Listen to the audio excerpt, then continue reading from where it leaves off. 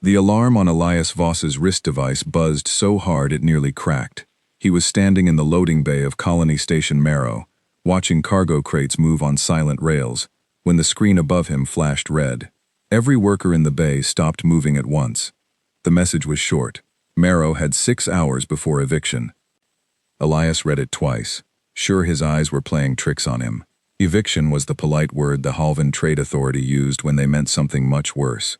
It meant every human on this station, all 40,000 of them, had 6 hours to leave their homes, so a mining company could strip the rock beneath their feet for a mineral called quartzite. He looked around the bay. Workers were already whispering, some laughing nervously, as if this could not possibly be real.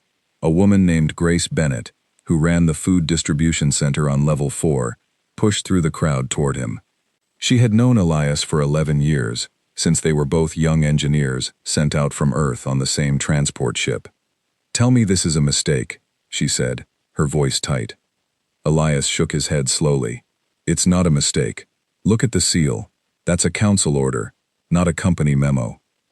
Grace stared at the screen, her face losing color. Around them, the bay had gone from confused murmurs to something sharper, something closer to fear. A child's voice cried out somewhere in the crowd, calling for a mother who couldn't be found in the sudden crush of bodies.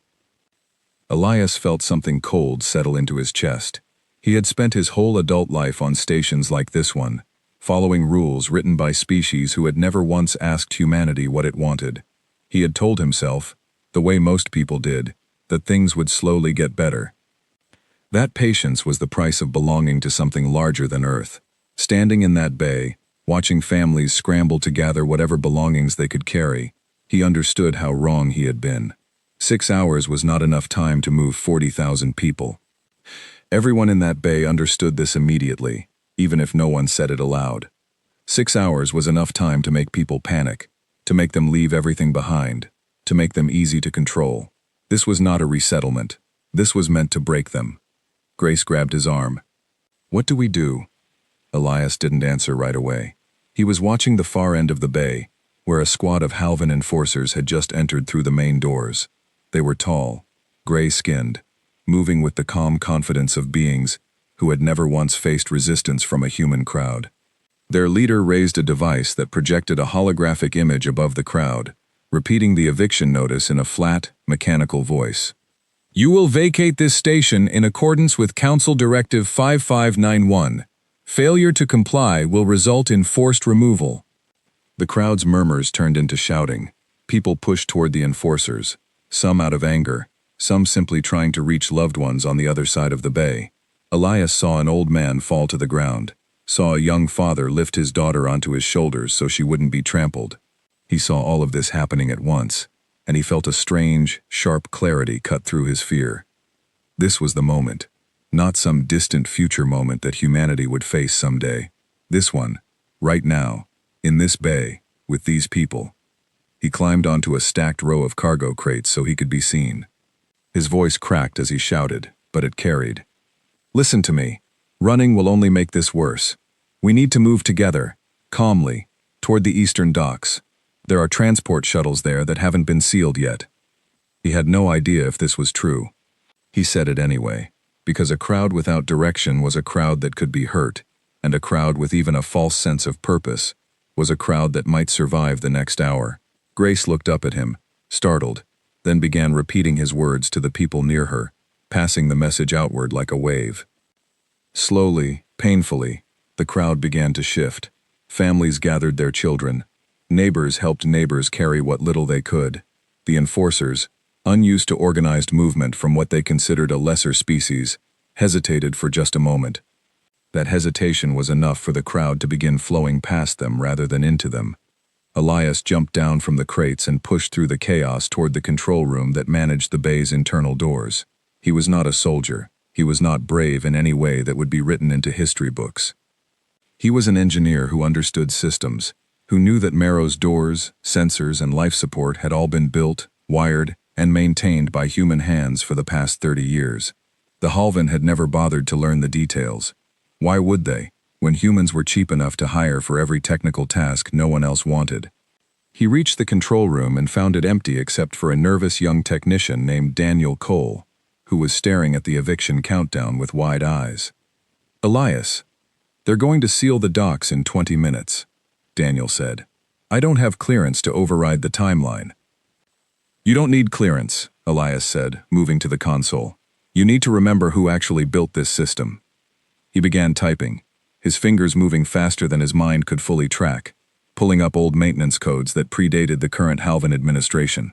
The station's original layout had been designed by human engineers working under contract 15 years earlier, before the Halvan took over management and simply layered their own security protocols on top of the human framework, without fully replacing it. It was lazy design, born of arrogance. Elias had noticed the flaw years ago and filed a report about it that no one had bothered to read. Now that flaw might save 40,000 lives. He rerouted the door locks, buying an extra 12 minutes. It wasn't much, but it might be the difference between order and disaster. Outside, the crowd continued moving toward the eastern docks. Grace walked near the front, keeping her voice steady, telling frightened parents that they were almost there, that the shuttles were waiting. She didn't know if that was true either, but she had learned in that moment what Elias already understood. Sometimes calm words were the only shield a person had. The enforcers regrouped near the center of the bay, clearly confused by how quickly and calmly the crowd had organized itself. Their leader barked new orders, but static crackled through his communicator. Elias, from the control room, had cut the enforcers' direct feed to Halvan Command, isolating them just long enough to slow their response. It was a small thing, a temporary thing, but it worked. By the time the docks came into view, the crowd had grown quieter, more focused. Shuttles that had not yet been sealed sat waiting, their boarding ramps down. Grace helped load families in as quickly as she could, counting heads, making sure no child was left behind in the crush. Elias arrived just as the last shuttle was preparing to close its doors. He looked back at the station one final time, at the home he had lived in for over a decade, and felt something shift permanently inside him.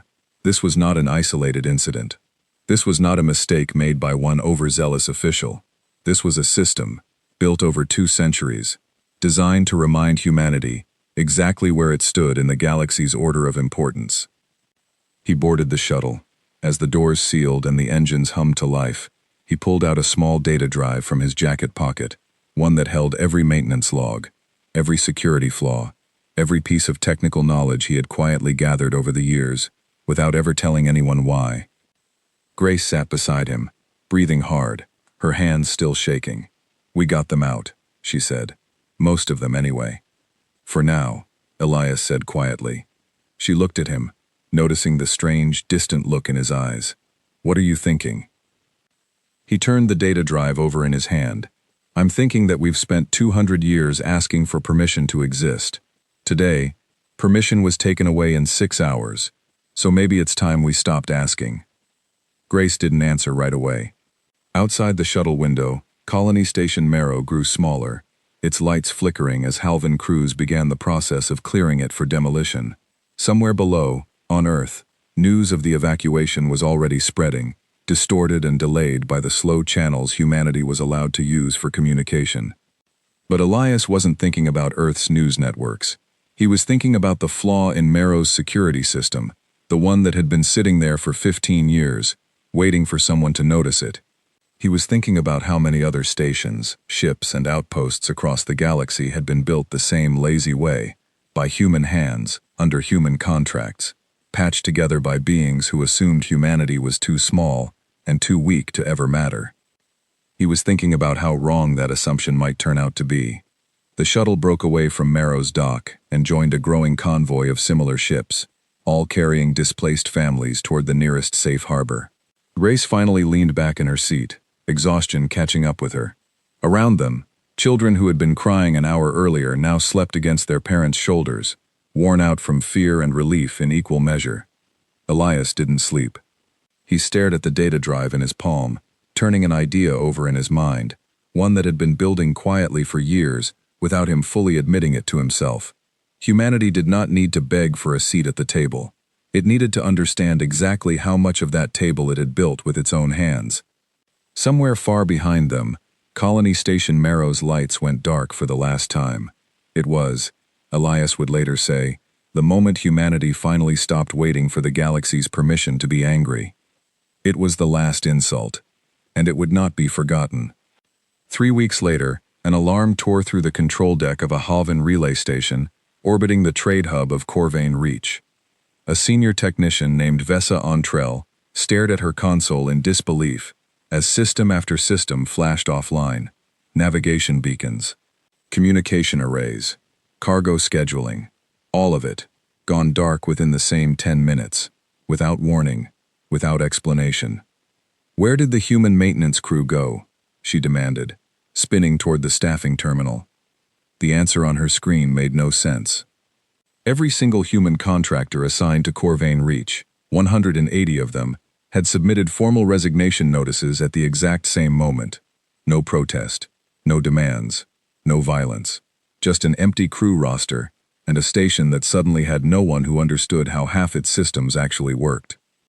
Vesa didn't know it yet, but she was witnessing the opening move of something far larger than a labor dispute. Across the galaxy, in that same 10-minute window, the same thing was happening on hundreds of stations, shipyards, mining platforms, and trade routes.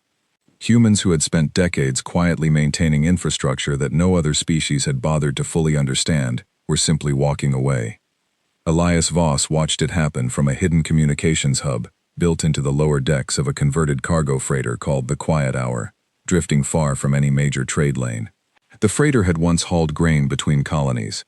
Now its hold was filled with servers, data terminals, and a small, determined team who had spent the last 3 weeks turning Elias's data drive into something much bigger.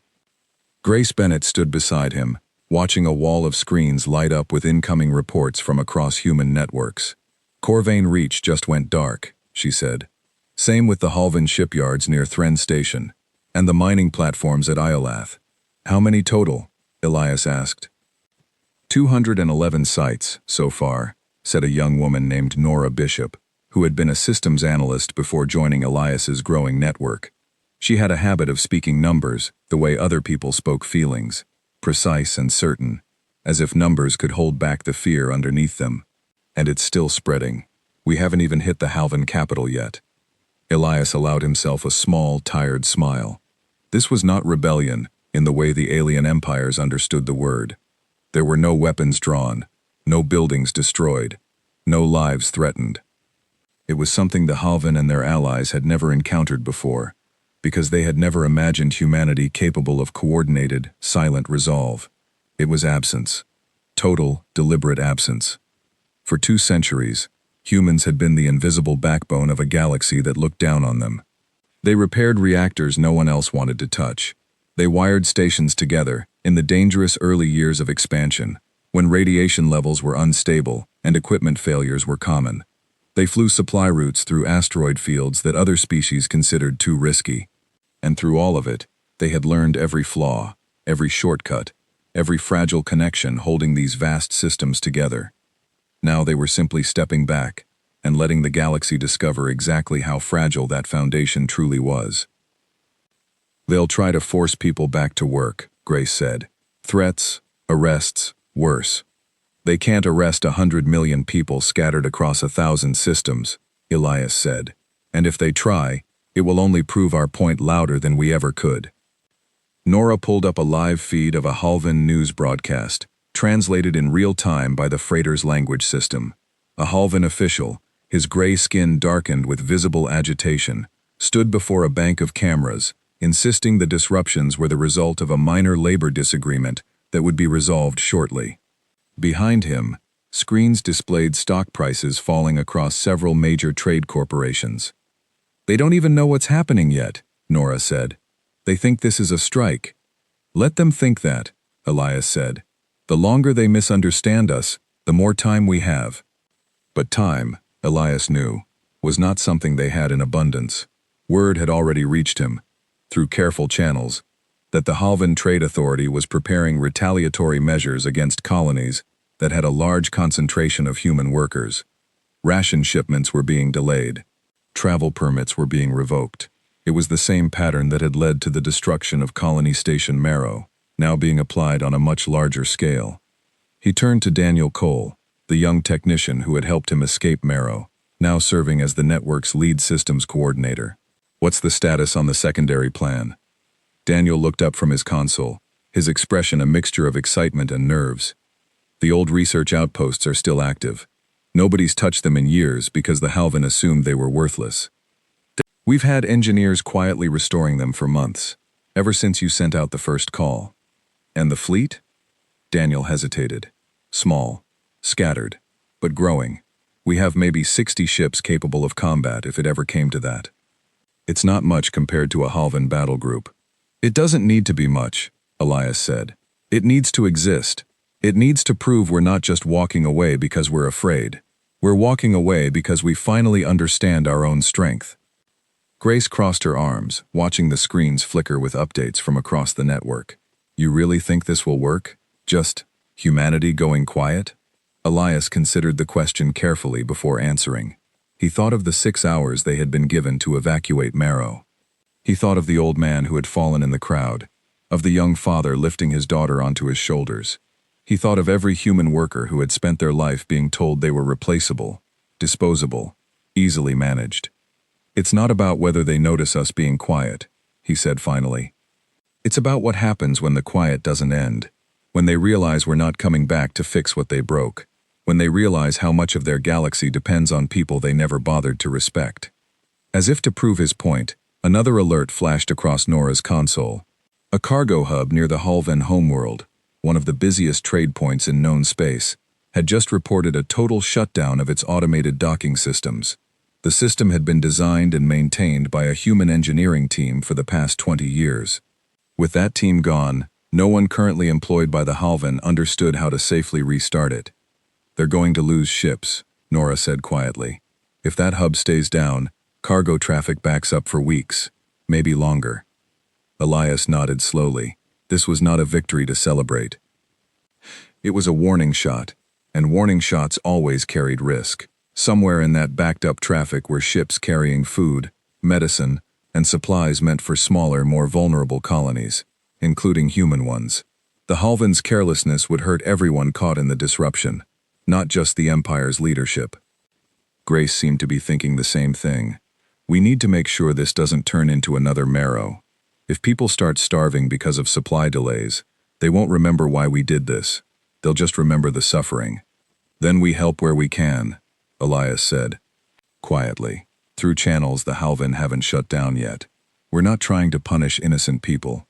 We're trying to show the galaxy what happens when it forgets who holds it together." Over the following days, the quiet hour became the center of a growing, invisible network.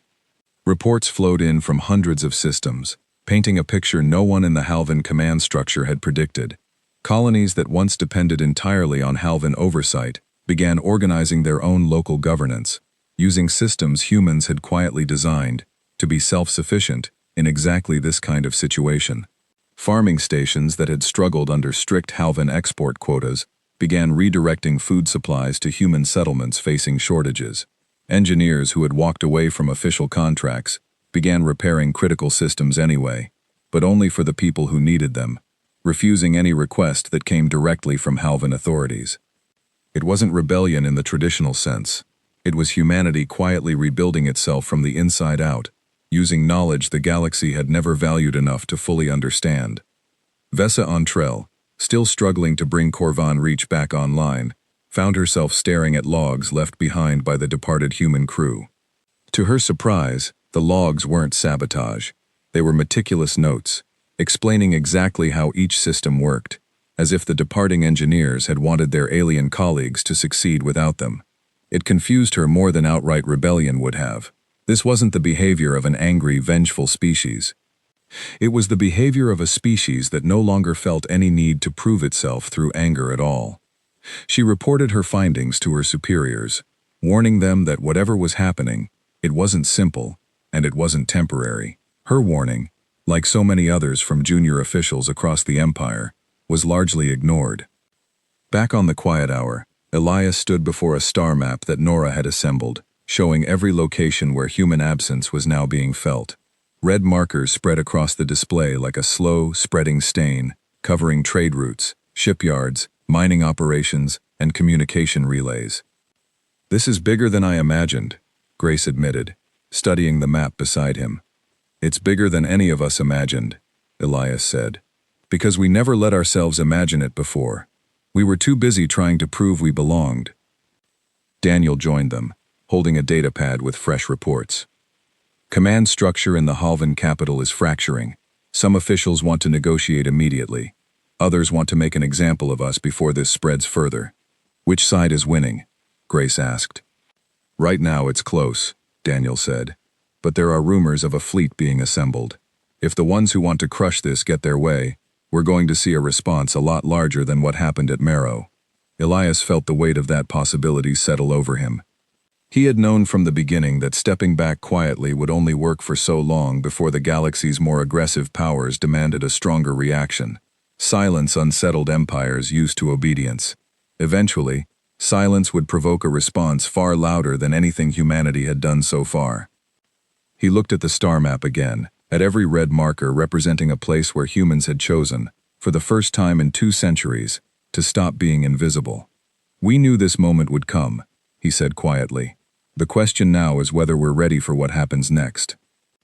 Grace placed a hand on his shoulder. "Are we?" Elias didn't answer immediately. Instead, he turned to Nora.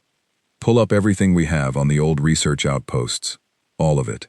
It's time to see exactly what humanity has been quietly building, while no one was paying attention." As Nora's fingers moved across the console, a new set of files began loading onto the main screen. Files that had been sealed away for years, waiting for a moment exactly like this one. Elias watched the data appear, feeling a strange mixture of pride and fear rise inside him. The quiet war had begun, but it would not stay quiet for long. The files Nora pulled onto the main screen had a name attached to them that none of the younger members of the network recognized. Project Anchor.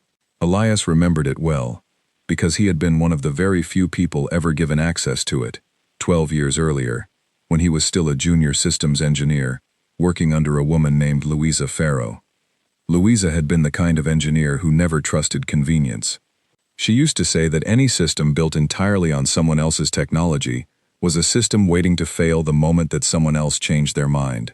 She had watched, over decades of service, as human engineers were handed outdated alien equipment, second-hand ship parts, and rejected designs that no other species wanted.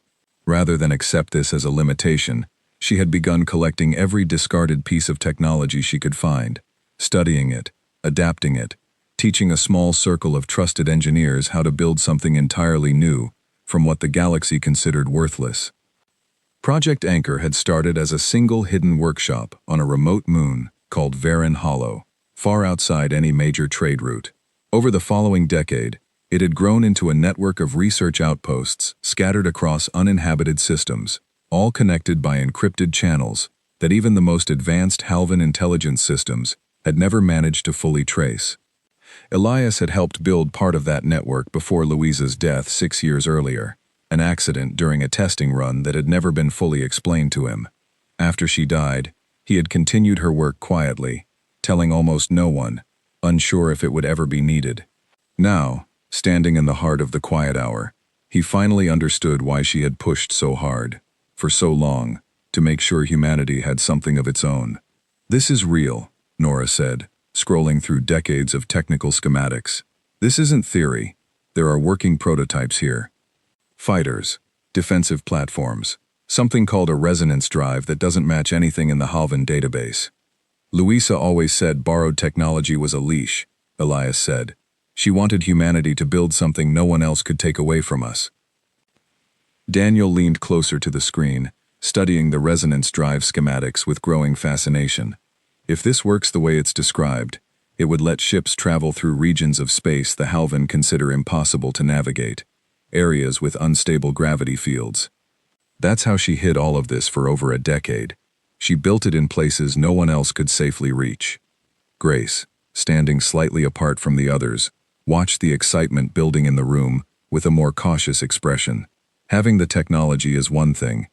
Having enough of it, enough ships, enough trained people, to actually stand against an empire that's ruled the galaxy for centuries, is something else entirely. Elias nodded, understanding her concern even as the weight of possibility settled over him. She never intended for this to replace the Halvan, as some kind of new empire. She used to say the goal was never conquest. The goal was leverage, enough strength that no one could threaten us the way they threatened Marrow ever again. Over the following days, the quiet hour became the coordination point for a project that had waited patiently in the dark for over a decade to finally be needed. Ships that had been quietly built and stored across a dozen hidden outposts began moving toward rendezvous points, piloted by volunteers who had spent years training in secret, never fully certain their skills would ever be put to real use. Engineers who had studied Louisa Farrow's research without fully understanding its purpose finally saw the pieces come together, realizing they had been building the foundation of something far larger than any of them had imagined. Elias insisted on caution above all else. He knew that revealing Project Anchor too quickly, or too aggressively, would only confirm the fears of Halvan officials who already believed humanity's silence was the first stage of an uprising. Instead, the growing human fleet remained hidden, gathering strength in the same unstable regions of space that had protected Louisa's research for years, while the quiet withdrawal from Halvan infrastructure continued to spread its slow, steady pressure across the galaxy. Meanwhile, conditions across human colonies grew increasingly difficult. Supply shortages caused by the Halvan's disrupted trade routes hit smaller settlements hardest. Elias received daily reports of families rationing food, of medical stations running low on supplies, of tensions rising between desperate colonists and Halvan officials, who seemed more concerned with punishing the withdrawal than addressing the suffering it had caused. One report in particular struck him deeply. A message arrived from a settlement called Bellcrest Station, home to nearly 12,000 people, describing a Halvan patrol that had begun confiscating stored food supplies as punishment for the colony's refusal to send workers back to a nearby shipyard. The message was written by a young teacher named Ruth Callahan, who described watching children go hungry while Halvan officers loaded crates of grain onto their own transport ships. Elias read the message twice, feeling the same cold anger he had felt standing in the loading bay at Marrow weeks earlier. He gathered Grace, Daniel, and Nora, along with a small group of trusted engineers and pilots, and made a decision that would mark the network's first direct action since the withdrawal began. "We're not going to attack anyone," he said firmly, anticipating the concern already forming on Grace's face. "But we are going to make sure Bellcrest doesn't starve because of decisions we made. We have 3 cargo ships hidden near Varen Hollow. We use them to deliver emergency supplies, and we do it in a way that shows the Halvan exactly how organized and capable we've become." Grace studied him carefully. "That's a risk. If they catch a supply run, they'll use it as proof that we're planning something larger." "They already believe that," Elias said. "The only difference is whether we let people suffer while they build that narrative, or whether we prove that our strength is meant to protect, not punish." The mission to Bellcrest Station became the network's first true test of coordination between its hidden fleet and its growing web of colony contacts. Daniel worked with local engineers, still loyal to the human network, to disable tracking beacons along the delivery route, using knowledge of Halvan monitoring systems that human contractors had installed years earlier. Nora calculated a flight path through a debris field that Halvan patrol ships avoided, one that Louisa's resonance drive research had specifically been designed to navigate safely. Grace insisted on joining the delivery crew herself, unwilling to send others into potential danger without sharing the risk. Elias didn't try to stop her. He understood, perhaps better than anyone, that the people building this movement needed to see its leaders willing to stand beside them, not simply give orders from a hidden freighter, far from any danger. The delivery run to Bellcrest Station unfolded over 18 tense hours. The 3 cargo ships, modified with early prototypes of Louisa's stabilizing drive technology, slipped through the unstable debris field with careful, practiced precision. Grace monitored communications throughout the journey, relaying updates to Elias, who remained coordinating from the quiet hour, watching the mission's progress with a tension he hadn't felt since the evacuation of Marrow. When the ships finally reached Bellcrest Station, they found a community exhausted, frightened, and deeply uncertain about what the arrival of unmarked vessels might mean. Ruth Callahan, the teacher whose message had first alerted Elias to the crisis, met the delivery crew personally. Her relief, visible even through the station's grainy security feed. "We didn't know if anyone was listening," she said, her voice trembling as supplies were unloaded. "We thought we'd been forgotten." Grace, standing beside the unloading crew, spoke words that would later spread throughout the growing human network, almost as widely as Elias's original broadcast from Marrow. "No one is forgetting anyone anymore. Not ever again." The delivery to Bellcrest Station accomplished more than simply feeding a hungry colony. It sent a clear, unmistakable message across every human settlement watching events unfold from a careful, hopeful distance. The withdrawal from Halvan infrastructure was not simply an act of quiet defiance. It was the beginning of something humanity intended to build for itself, a network capable of caring for its own people, without depending on an empire that had shown, again and again, how little it valued human lives. News of the delivery reached Halvan Command far faster than Elias had hoped. Within days, reports confirmed his worst fears. The faction within the Halvan leadership, pushing for a forceful response, had gained significant support, using the Bellcrest delivery as evidence that humanity's withdrawal was, in fact, the early stages of organized resistance. A fleet was being assembled, larger and more heavily armed than anything humanity had faced since its earliest, most difficult years of galactic contact. Elias stood before the star map once more, watching new markers appear, red and threatening, converging slowly toward Earth's solar system. Grace, recently returned from Bellcrest, stood beside him, her expression grim but resolute. "They're not negotiating," she said quietly. "No," Elias agreed. "They're preparing to remind us exactly why we were afraid of them for 2 centuries. Daniel approached, his datapad filled with fresh intelligence gathered from sympathetic contacts still working within Halvan communication networks. "The fleet is being led by a commander named Threll Vantis. He's known for aggressive tactics. He led the operation that destroyed Marrow's outer habitat ring during the evacuation." Grace's jaw tightened at the mention of Marrow. "Then he already knows what we're capable of ignoring when we choose to walk away quietly." "He's about to learn what happens when we choose not to," Elias said. Nora looked up from her console, her voice steady despite the tension in the room. "Our fleet isn't ready for a direct confrontation with something that size. We have maybe 60 combat-capable ships. Reports suggest Vantis is bringing over 200. Elias considered the numbers carefully, weighing them against everything Louisa Farrow had spent over a decade preparing. Project Anchor had never been designed to win a conventional battle through sheer force. It had been designed around a different kind of strength entirely, one built on knowledge the Halvan had never bothered to fully understand. "We're not going to fight the way they expect us to," he said finally. "We're going to fight the way we've always fought, using the flaws they never noticed, the systems they never understood, the strength they never respected enough to study." He turned to face the small, determined group gathered around him, feeling the full weight of what was coming settle firmly onto his shoulders. Behind him, the star map continued updating, marking the slow, inevitable approach of a fleet built to remind humanity of its place in the galaxy's order. "They're bringing everything they have," Elias said. "It's time we show them everything we've quietly built while they weren't paying attention." Commander Threll Vantis stood on the bridge of his flagship, watching Earth's solar system grow larger on the main view screen, and felt nothing but calm certainty. He had spent 30 years enforcing Halvan authority across a dozen contested systems, and in all that time, he had never once faced a species foolish enough to openly defy a fleet of this size. 240 warships trailed behind his flagship in tight formation, their engines glowing steady and bright against the darkness of open space.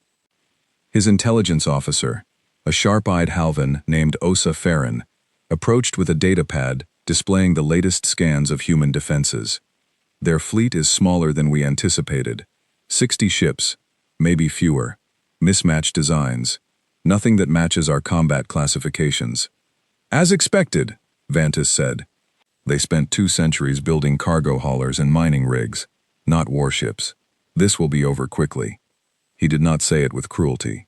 He said it the way a person might state a simple, unavoidable fact, the kind of confidence that came from believing an entire species incapable of surprising him. It was this same confidence, shared by nearly every officer under his command, that would prove to be their greatest weakness. Aboard the Quiet Hour, Now relocated to a defensive position near Earth's outer asteroid belt, Elias Voss watched the same fleet approach from the opposite perspective. Around him, the freighter's lower decks had been transformed into a full command center, staffed by volunteers who had spent the last several weeks preparing for exactly this moment. "They're holding formation," Nora reported, monitoring the approaching fleet's movement patterns. "Standard Halvan battle doctrine, tight groupings, mutual shield support, centralized command structure." "Predictable," Daniel said, studying the same data. "Which means they're vulnerable, in exactly the way Louisa always said they would be."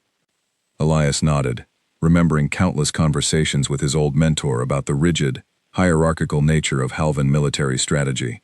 Their fleets were powerful, but they depended heavily on centralized coordination, every ship following precise orders relayed from command vessels equipped with technology, largely unchanged for over a century. It was technology, Elias knew, that human contractors had helped install and maintain on dozens of Halvan warships over the years, technology whose deepest vulnerabilities had never been fully understood by the very empire that relied on it. Grace entered the command center, her expression steady, despite the visible exhaustion of the past several days. "All ships report ready. Everyone knows their role. No one is expecting an easy fight." "No one should expect an easy fight," Elias said. "But everyone should understand why we're fighting it this way." The plan, refined over weeks of preparation, did not rely on matching the Halvan fleet ship for ship. Instead, it relied on precision, on knowledge, on decades of quiet familiarity with exactly how Halvan systems worked from the inside. A dozen small, fast vessels, piloted by volunteers trained specifically for this mission, would slip through gaps in the Halvan formation, using Louisa's stabilizing drive technology, targeting not the warships themselves, but the communication relays connecting them to Central Command. It was a strategy built entirely around disruption rather than destruction, designed to protect as many lives as possible while still demonstrating, unmistakably, that humanity could no longer be dismissed as harmless. As the Halvan fleet crossed into Earth's outer defense perimeter, Vantis gave the order to begin what he expected to be a swift, decisive demonstration of Halvan's superiority. Warships fanned out into an intimidating formation, weapons charged, ready to force a surrender that Vantis fully believed would come within hours. Instead, chaos erupted almost immediately. The dozen human infiltration ships, small and difficult to track against the background static of the asteroid belt, slipped past the outer Halvan patrol lines exactly as planned. Within minutes, key communication relays across the fleet's formation began failing, one after another, cutting individual warships off from Vantis's central command. Confused Halvan captains, trained to follow precise orders rather than think independently, found themselves suddenly isolated, uncertain how to respond without direction from above. "Report," Vantis demanded, watching his tactical display fracture into disconnected fragments. "What is happening to our communications?" Osa Farron worked frantically at her console, her earlier calm confidence rapidly eroding. "We're being jammed, but not through any method our systems recognize. It's as if they're using our own relay architecture against us." Vantis's jaw tightened. He had not considered, until this exact moment, that the very systems his empire depended on had been built and maintained for years by the same species he had come to punish. It was a realization arriving far too late to change the unfolding disaster. Aboard the Quiet Hour, cheers erupted as reports confirmed the successful disruption of Halvan communications. But Elias allowed himself only a brief moment of relief, aware that the true test was only beginning. Disrupted communication would slow the Halvan fleet, but it would not stop it entirely. Individual warships, isolated from Central Command, would soon begin acting on their own judgment, and some of that judgment would likely turn violent, out of frustration and fear. "Second wave," Elias ordered. "Defensive formation only. No offensive engagement, unless directly threatened." The remaining human fleet, hidden within the asteroid belt's dense debris field, emerged in a wide defensive perimeter, designed to protect Earth's inner colonies, rather than confront the Halvan ships directly. Grace, piloting one of the lead defensive vessels, felt her hands steady despite the tension coursing through her. "They're breaking formation," she reported. "Some ships are pulling back. Others look like they're preparing to engage independently. This was the moment Elias had feared most. A unified Halvan fleet, disciplined and centrally commanded, was dangerous, but predictable. A fractured fleet, filled with isolated captains making independent decisions under pressure, was chaotic and far more likely to result in unnecessary casualties on both sides. One such captain, a young Halvan officer named Corin Dask, found himself isolated near the edge of the formation, his communication systems dark, his orders non-existent. Panicked and uncertain, he made the decision to advance toward what his sensors identified as a human supply vessel, believing an aggressive show of force might restore some semblance of control to the rapidly deteriorating situation. Elias watched the development unfold on his tactical display, recognizing the danger immediately. That's a civilian transport. Get someone between them, now. Grace didn't hesitate. Her ship banked sharply, cutting across Dask's approach vector, positioning herself directly between the isolated Halvan warship and the vulnerable transport behind her. It was a dangerous maneuver, one that placed her directly in the path of a fully armed warship whose captain was clearly operating on fear rather than clear judgment. For a long, tense moment, nothing happened. Dask's ship held position, weapons charged but not firing, as if uncertain how to respond to a smaller vessel willingly placing itself in harm's way rather than retreating. Grace opened a direct communication channel, broadcasting on a frequency she knew Halvan ships still monitored even with their central command disrupted. "We're not here to destroy you. We're here to stop you from destroying people who never threatened you. Stand down, and no one on either side needs to die today." The message, simple and direct, spread beyond Dask's ship, picked up by other isolated Halvan vessels, still searching for any form of guidance amid the chaos. Slowly, cautiously, weapons across the fractured Halvan formation began powering down, as captain after captain chose restraint over an escalation none of them fully understood or wanted. Vantus, watching helplessly from his flagship as his once unified fleet dissolved into confused hesitation, finally understood the true scope of what he was facing. This was not a rebellion built on anger or desperation. It was something far more dangerous to an empire built on unquestioned authority. It was a demonstration of restraint, of strength held carefully in check, offered not as a threat, but as a choice. He opened a direct channel toward the source of the disruption, his voice carrying a mixture of frustration and grudging respect. "This is Commander Vantus. I wish to speak with whoever is responsible for this." Elias took a slow breath before responding, aware that his next words would be heard not only by Vantus, but by every ship still listening across the fractured Halvan fleet, and likely relayed back to Halvan command far beyond the battle itself. "This is Elias Voss," he said. "We didn't come here today to start a war. We came here to make sure you understood something clearly. Humanity built half the systems your empire depends on. We maintained them, repaired them, and studied them for 2 centuries, while you assumed we were too small to matter. That assumption ends today." There was a long pause before Vantus responded, his voice noticeably less certain than it had been at the start of the engagement. "And what is it you want exactly?" Elias glanced around the command center, at Grace's steady voice still calming isolated Halvan captains one by one, at Daniel and Nora working tirelessly to prevent further escalation, at the quiet, determined resolve of everyone who had helped build this moment, from nothing but hidden hope and careful preparation. "We want what we should have been given 2 centuries ago," Elias said. "Respect, a voice, the right to exist without waiting for permission from an empire that never once bothered to ask what we wanted." The silence that followed stretched long enough that Elias began to wonder if Vantus would respond at all. When he finally did, his voice carried none of the earlier arrogance that had defined the fleet's approach toward Earth. "I will relay your message to Council Command," Vantus said. "But understand this. What happened here today will not be forgotten by my superiors." "Good," Elias said. "Because it shouldn't be. Because from this day forward, humanity has no intention of being forgotten again." As the Halvan fleet began its slow, disorganized withdrawal from Earth's solar system, Elias finally allowed himself to feel the full weight of what had just happened. There had been no easy victory. Lives had been at risk on both sides, and the danger was far from over. But for the first time in 2 centuries, Humanity had faced the full weight of galactic authority and refused to bow beneath it. Grace's voice came through the command channel, tired but steady. "It's over. For now." "For now," Elias agreed, watching the last of Vantus's warships retreat into the darkness beyond Earth's defenses. "But something tells me this is only the beginning of what comes next." News of the failed Halvan offensive spread across the galaxy faster than anyone aboard the Quiet Hour could have predicted.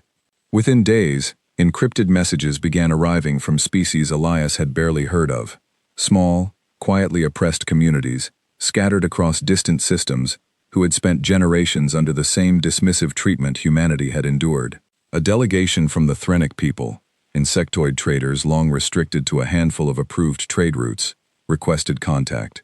Shortly after, a message arrived from the Osun, a reclusive species known for their engineering skill, but denied any meaningful voice within the Council for over a century. Grace read through the growing list of incoming messages with a mixture of disbelief and cautious hope. "They all want to know the same thing," she said. "How did you do it?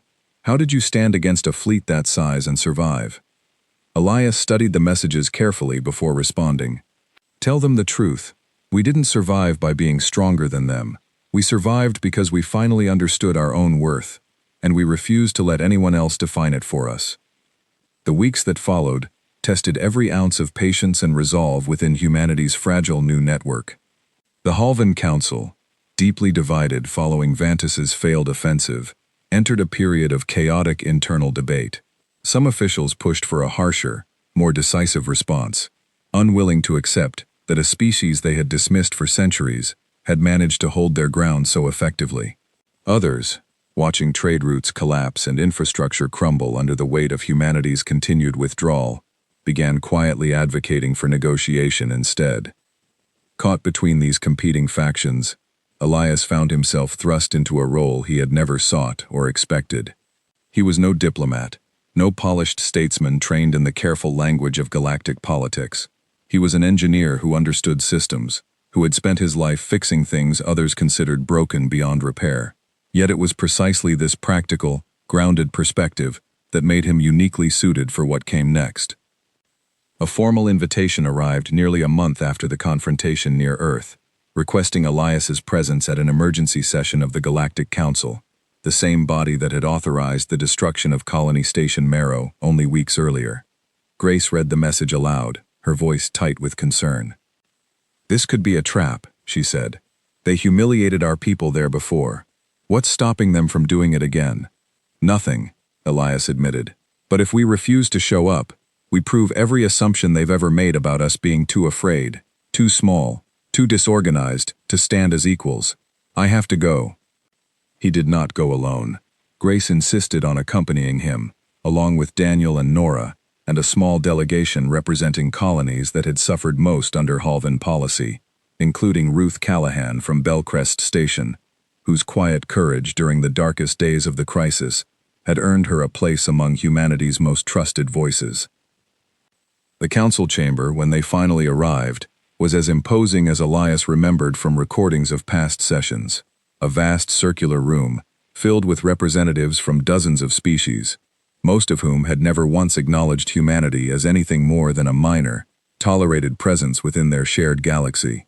Rows of towering seats rose in tiers around a central speaking platform, and as Elias stepped forward to address the assembly, he felt the weight of 2 centuries of dismissal pressing down around him. He did not deliver a grand, sweeping speech filled with demands or threats. Instead, he spoke plainly, the same way he had spoken to the frightened crowd in Marrow's loading bay months earlier, the same way he had spoken to Vantus during the tense standoff above Earth. "For 200 years, humanity has kept this galaxy running," he said, his voice steady, despite the enormity of his audience. "We repaired your ships. We maintained your stations. We flew your dangerous routes and fixed your broken systems, all while being told, again and again, that we didn't deserve an equal voice in how this galaxy is governed. We are not here today asking for that voice as a favor.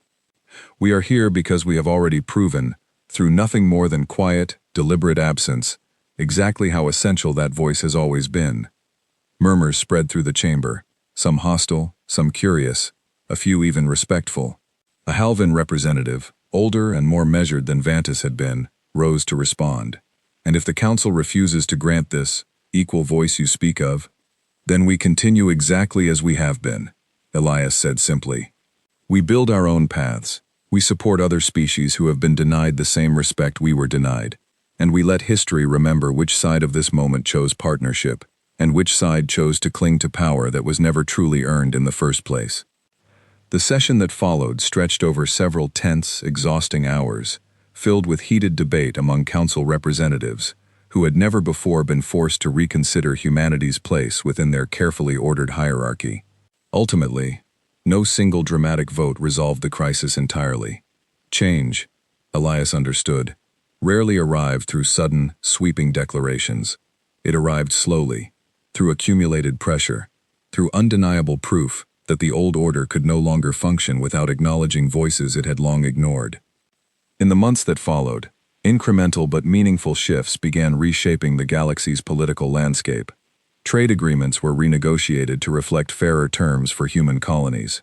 Formal recognition was extended to several previously ignored species, including the Threnic and Osuan delegations, who had reached out during humanity's darkest hours. Colony Station Marrow, though never rebuilt, became a solemn symbol referenced in every subsequent negotiation, a reminder of exactly what unchecked authority could cost when left unquestioned. Elias returned to Earth exhausted but quietly hopeful, uncertain what permanent shape this new, fragile balance of power would ultimately take.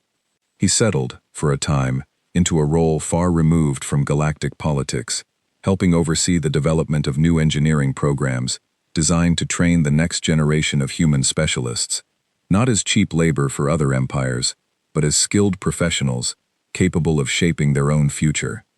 Grace remained close throughout this transition, eventually taking charge of a growing humanitarian network that continued supporting colonies still recovering from years of neglect and exploitation. Daniel and Nora dedicated themselves to expanding Project Anchor's research, no longer hidden in secrecy, but developed openly as humanity's own contribution to a galaxy, finally willing to acknowledge its value. Years later, Elias stood on a quiet observation platform overlooking Earth's newly established Galactic Academy, a place built specifically to train young minds from dozens of species side by side, human and alien children learning together, without the rigid hierarchies that had defined the galaxy for centuries before. Grace joined him, older now, her once dark hair touched with gray, though her steady presence remained unchanged. Ruth Callahan runs the history department now, Grace said, watching a group of young students, some human, some Threnic, walking together across the Academy's central courtyard. She teaches the story of Marrow every year to new students, says it's important they understand exactly where all of this began. Elias smiled faintly, watching the children below, none of whom had lived through the fear and uncertainty that had once defined humanity's place within the wider galaxy. Do you think they understand what it cost to get here? Some of it, Grace said. But maybe that's all right. Maybe the goal was never for them to carry the same fear we did. Maybe it was simply to make sure they never had to. Below them, a young human girl and a small Osuan boy sat together on a courtyard bench, comparing notes from a shared engineering project, laughing over some minor mistake in their calculations. It was a small, unremarkable moment, the kind that would never appear in any official historical record. Yet it represented, more clearly than any treaty or council resolution ever could, exactly what humanity had fought so quietly, so carefully to achieve.